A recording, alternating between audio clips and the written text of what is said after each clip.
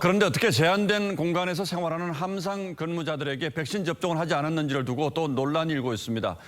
군 당국은 백신 접종이 시작되기 전에 출항을 해서 접종이 불가능한 상황이라고 해명했습니다만 이 말은 맞는 말인지 지금부터 따져보겠습니다.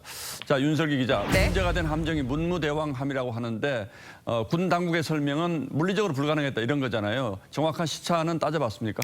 네, 오늘 국방부 설명에 따르면 군 의료진을 대상으로 첫 접종을 시작한 건 지난 3월이었습니다.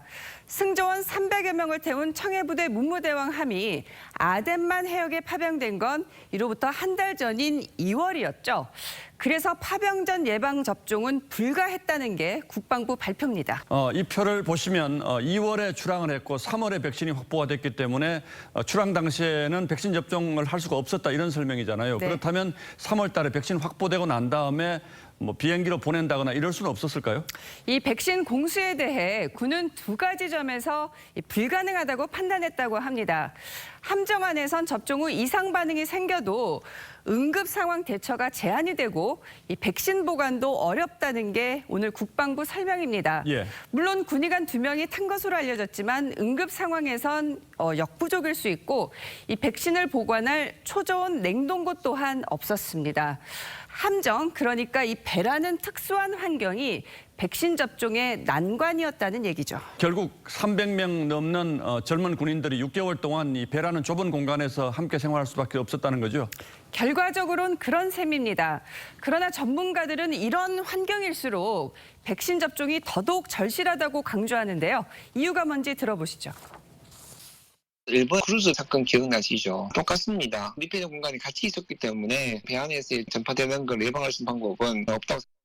저는 사실 냉동고가 없어서 백신 못 보냈다는 설명부터가 납득이 잘 되지는 않는데 어쨌든 그렇더라도 다른 방역 조치는 잘했습니까?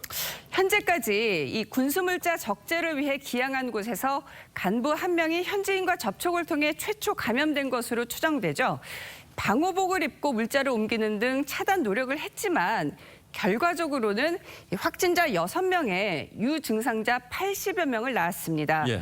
물론 업무상 이 현지 접촉이 불가피했겠지만 방역 전문가들은 매우 위험한 상황이라고 경고합니다.